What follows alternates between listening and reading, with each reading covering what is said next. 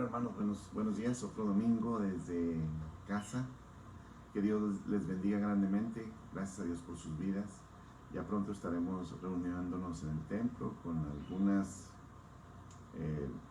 cosas que tenemos que llevar a cabo. Ya se nos informaron muchas de ellas, de acuerdo a las peticiones de cada municipio también.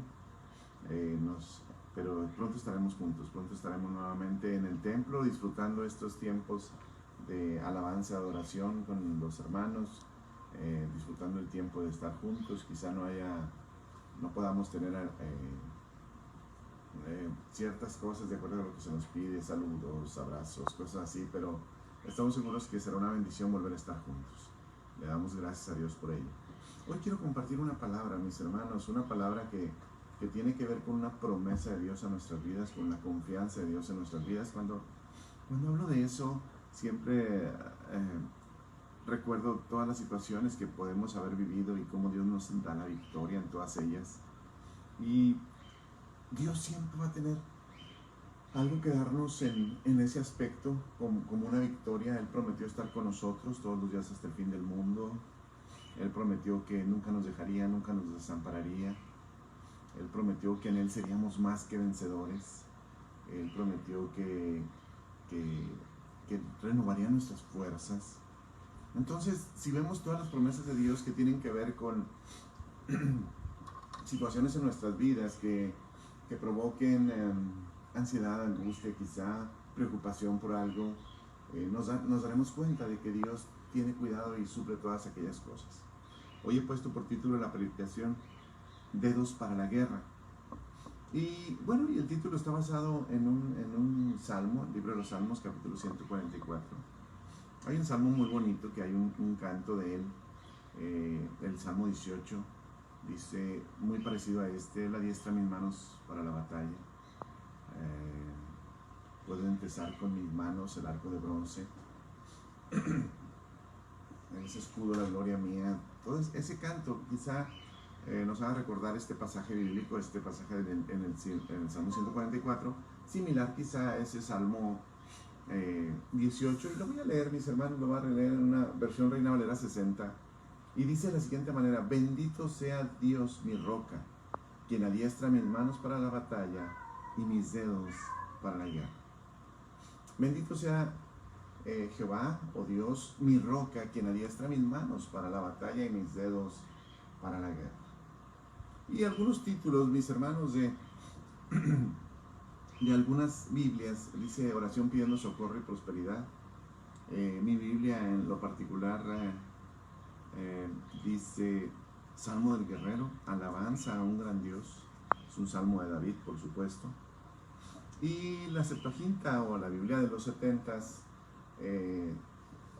habla sobre una nueva petición después de la victoria, una petición además de una nueva petición después de la victoria, y después de la victoria referente, de acuerdo a la que dice la Biblia de los 70s, a esa victoria para David contra Goliat.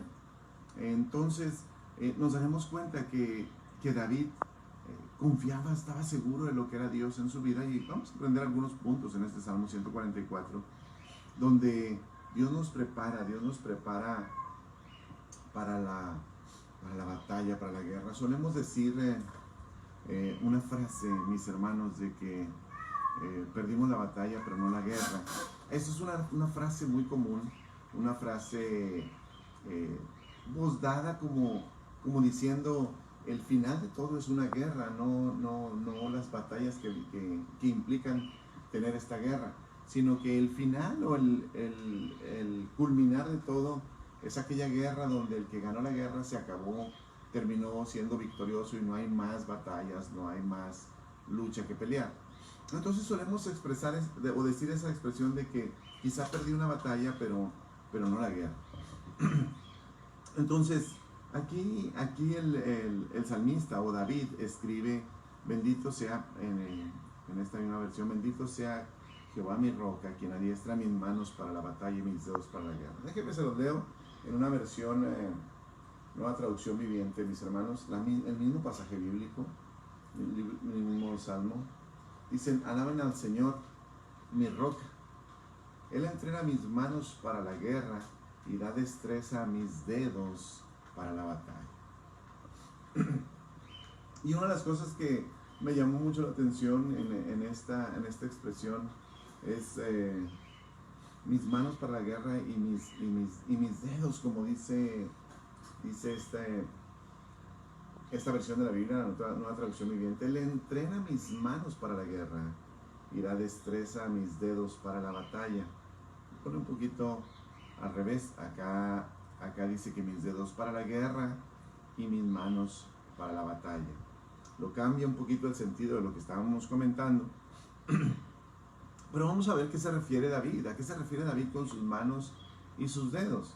Y bueno, si vemos la historia de aquel jovencito que cuidaba ovejas, era aquel joven que tenía en sus manos como pastor una vara, un cayado y un instrumento de música también, mis hermanos, el arpa. Y la vara y el cayado eran funciones propias del pastor. La vara era como para una especie de bastón alto, donde por ahí si caía una oveja en un lugar inaccesible, con ese bastón podía tomarla de su cuello, de la cabeza, y sacarla de aquel lugar donde estuviera para rescatarla. La Biblia dice: tu vara y tu callado me infunden aliento, me infunden confianza de que tengo quien cuide de mí, tal como él entendía cuando escribió ese salmo, tal como David entendía que Dios tenía cuidado de él. Dios tenía cuidado de él con su vara y su callado. Y la vara era un instrumento como de castigo, como para defender a los animales o a las ovejas de algunos animales fieros, para llamar quizá un poquito la atención a la oveja, sin lastimarla, por supuesto.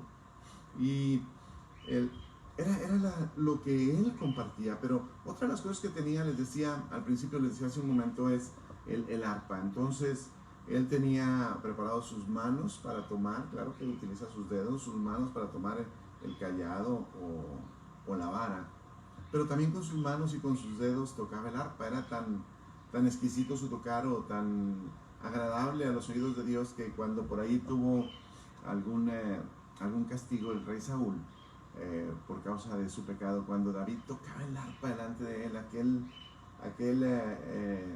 demonio, aquel enemigo de que tenía Saúl, que le hacía sentirse mal, huía de él y Saúl empezaba a sentirse bien.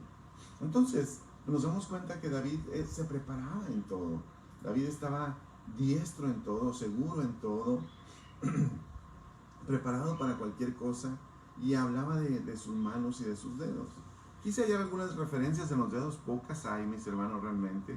Algunas me gustaron, donde por ejemplo, por ahí Jesús mete los dedos en los oídos de aquel sordo, y después moja sus dedos con saliva y toca su lengua, y por ahí libera aquel sordo de su sordera, empieza a oír y empieza a hablar de manera normal, dice la Biblia. Entonces quise buscar otro, pero la verdad es que me gustó, me encantó, algo que tendría que ver con los dedos de nuestra mano. Ciertamente dice Proverbios capítulo 7, dice versículo 3: lígalos a tus dedos, escríbelos en la tabla de tu corazón. Y este capítulo 7 del libro de los Proverbios no habla de otra cosa sino de la palabra de Dios, la confianza en Dios, la seguridad en Dios, el saber que Dios está con nosotros, el saber que Dios cuida de nosotros, el saber que Dios bendice nuestras vidas, y si obedecemos sus mandamientos podemos ser bendecidos en ello. Y dice, pues como que escríbelos, dice alguna de las versiones, ahí en tus dedos, para que lo recuerdes en cada uno de tus dedos. Vamos a leerlo desde arriba. Dice, hijo, sigue mi consejo, dice el versículo 1, hijo, sigue mi consejo y atesora mis mandatos. Obedece mis mandamientos y vive, guarda mis instrucciones, tal como cuidas tus ojos. Entonces, hablando de los mandamientos de Dios, dice el versículo 3, átalos a tus dedos como un recordatorio. Escríbelos en lo profundo de tu corazón. Entonces, esta porción que nos habla acerca de esos dedos capaces de tocar un arpa, o capaces de tomar la vara y el callado para, tanto la vara para defender a los animales o el callado para protegerlos, cuidarlos, sacarlos de algún peligro, corregirlos o moverlos o guiarlos para que no se aparten del camino. Recordemos que las ovejas, a diferencia de las reses o de las vacas, las ovejas siguen al pastor.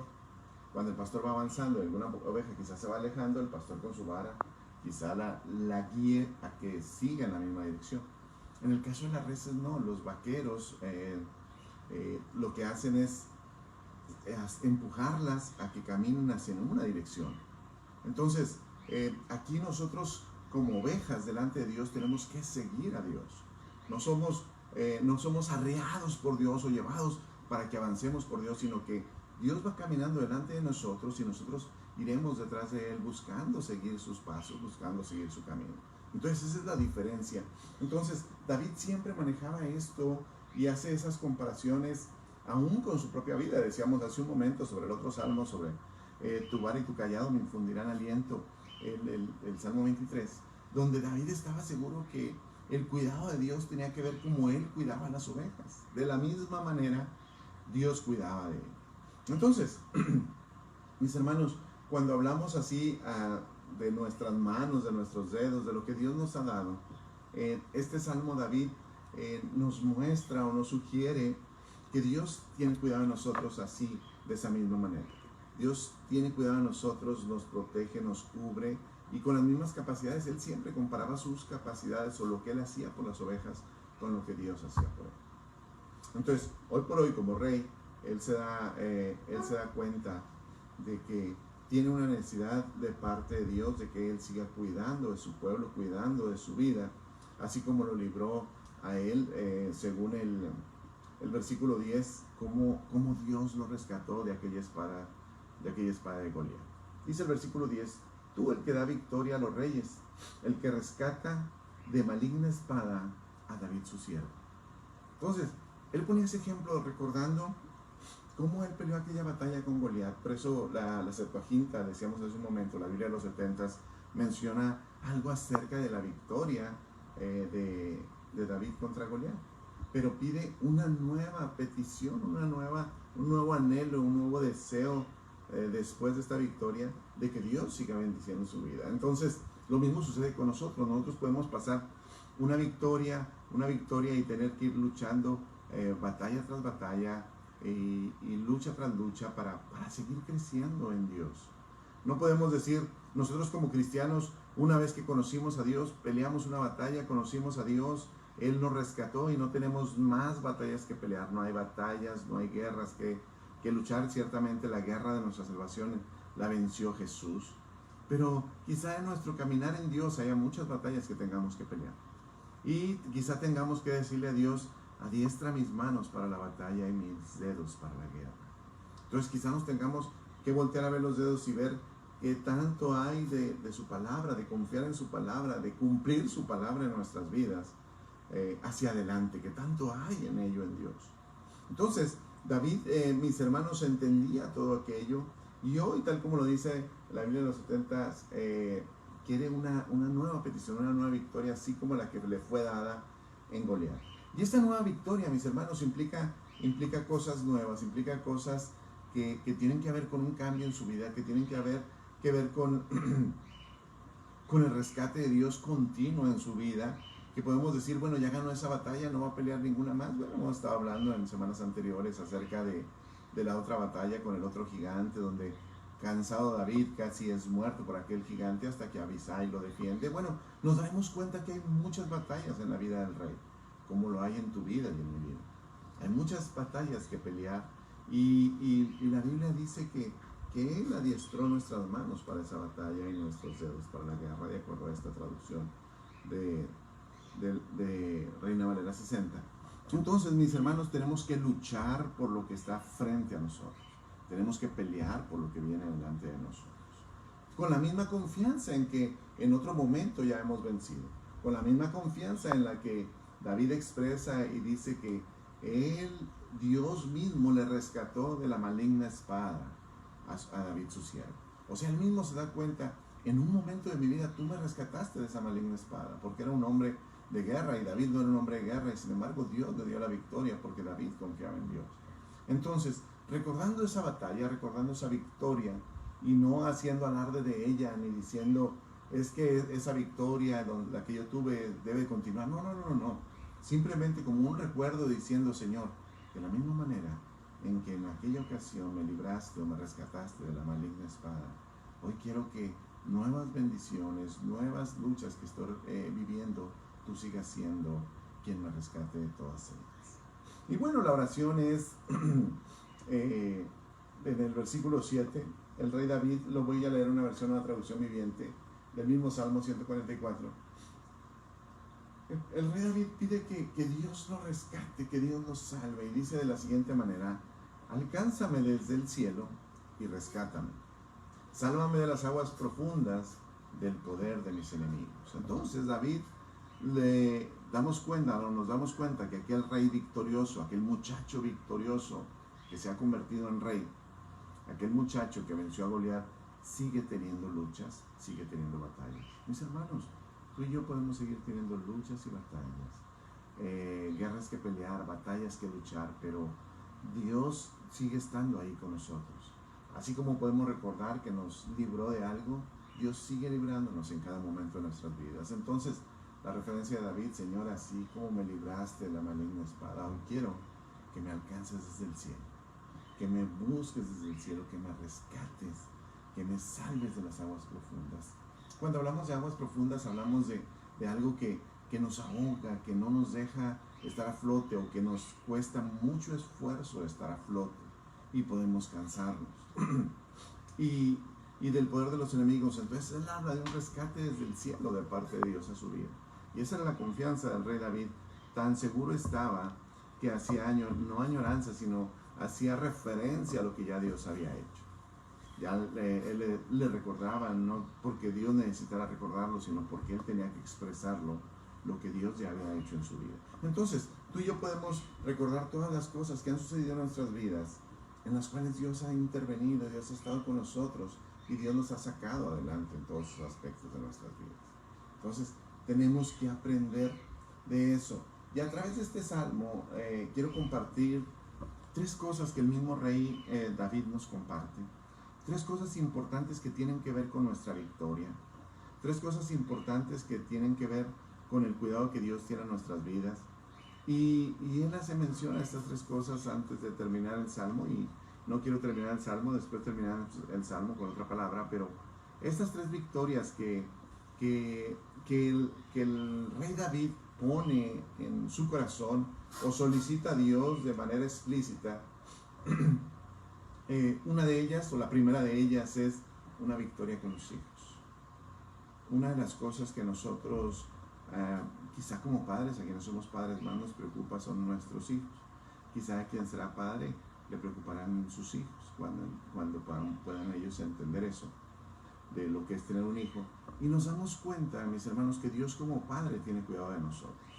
Entonces, de la misma manera, David muestra esa necesidad de bendición para los hijos. Y dice la Nueva Traducción Viviente, el versículo 12, mis hermanos, dice: que nuestros hijos florezcan en su juventud como plantas bien nutridas, que nuestras hijas sean como columnas elegantes talladas para embellecer un palacio. Entonces, todo eso tiene que ver con bendición a los hijos, que los hijos estén bien, que nuestros hijos estén bien.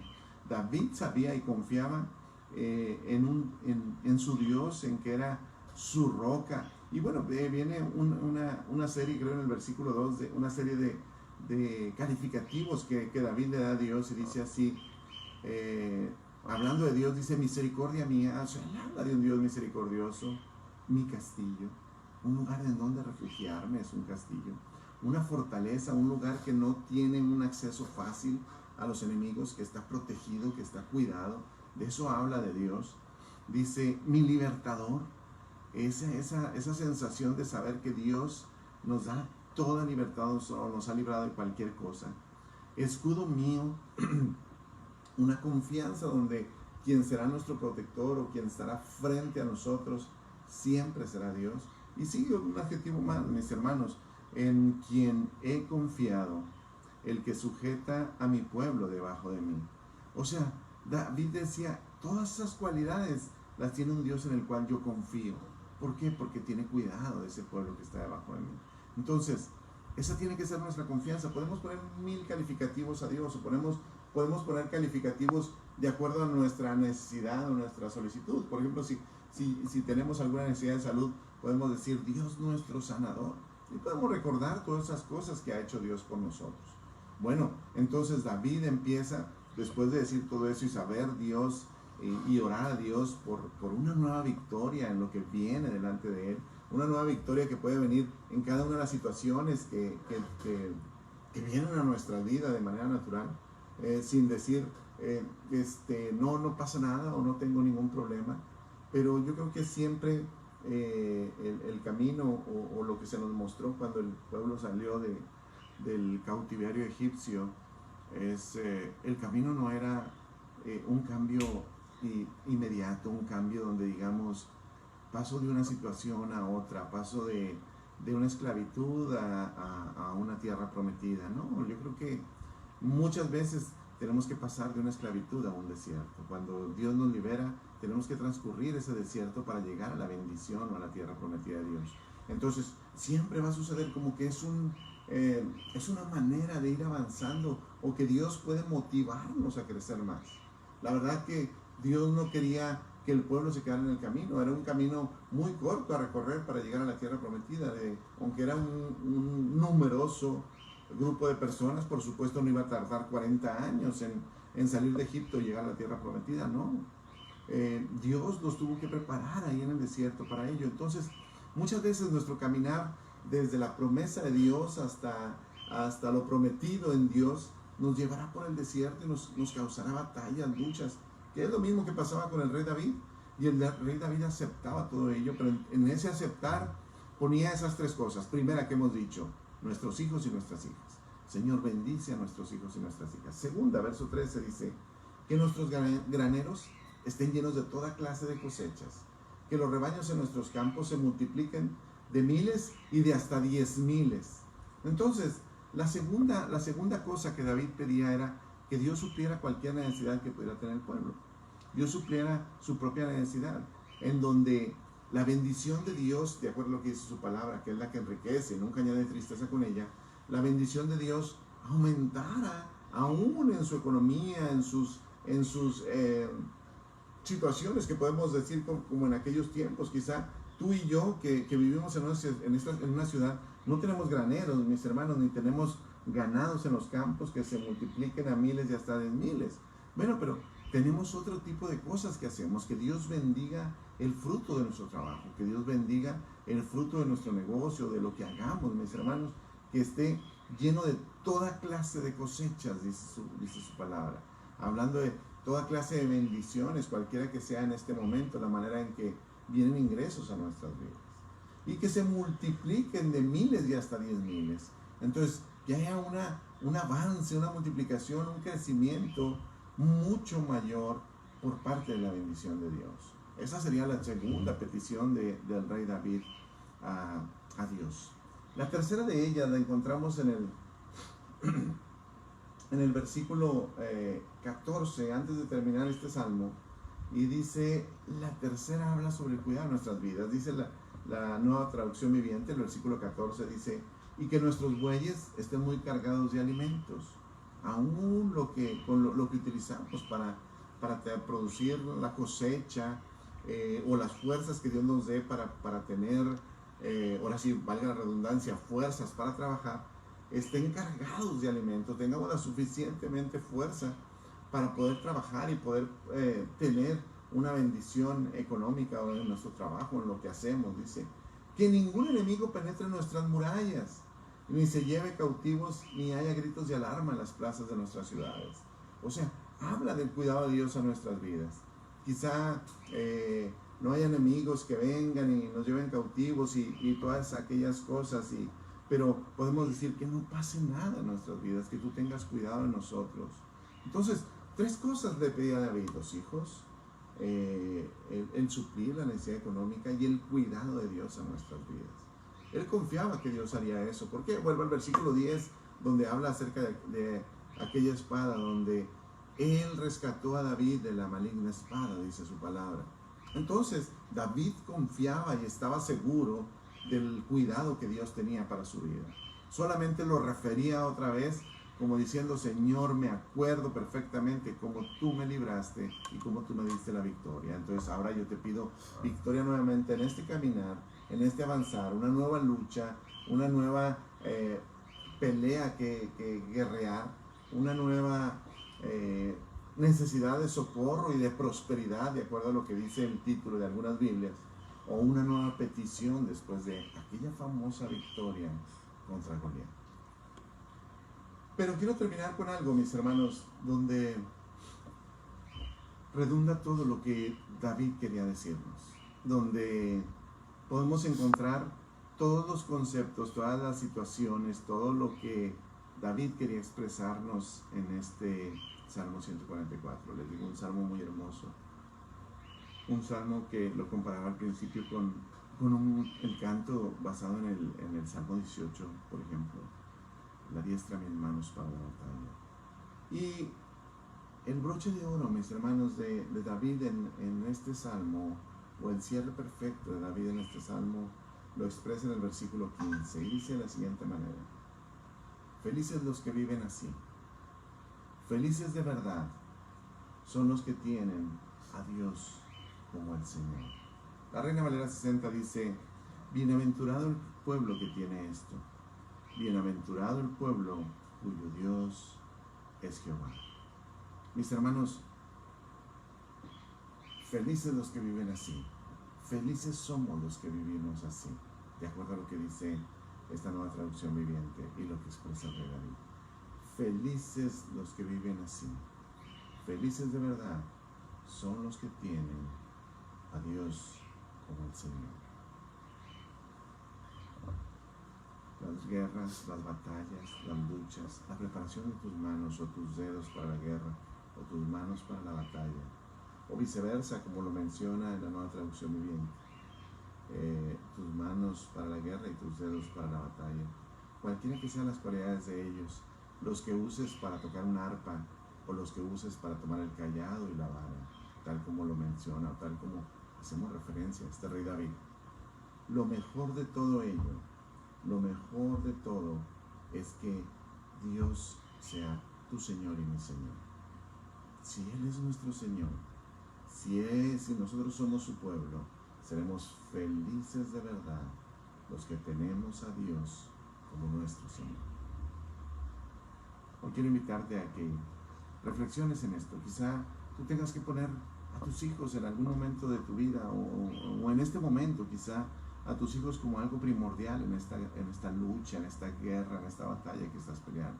Señor, prepárame con mis manos y mis dedos para pelear esta batalla, para que mis hijos estén bien, para que mis hijas estén bien, para que mis hijos sean como plantas bien plantadas, o mis hijas que sean como murallas o como columnas en el templo, para prepararnos para ello. Quizá cada uno tenga una necesidad en su momento. Quizá nuestra necesidad sea económica por esta situación que estamos viviendo, y tengamos alguna necesidad en ese aspecto, o quizá estemos tan preocupados por esta situación que estamos viviendo que pidamos la protección de Dios, el cuidado de Dios a nuestras vidas. Cualquiera de ellas, mis hermanos, si Dios es tu Señor, debes de ser feliz de verdad, como dice la nueva traducción viviente.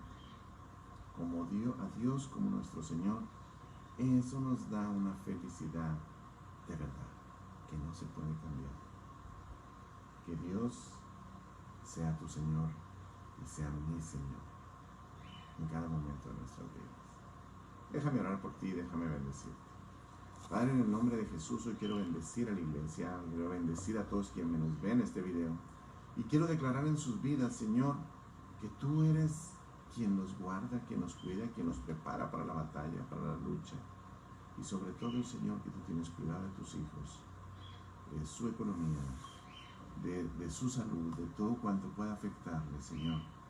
Y lo más hermoso, Señor, y lo que más feliz nos hace, es que tú eres nuestro Señor.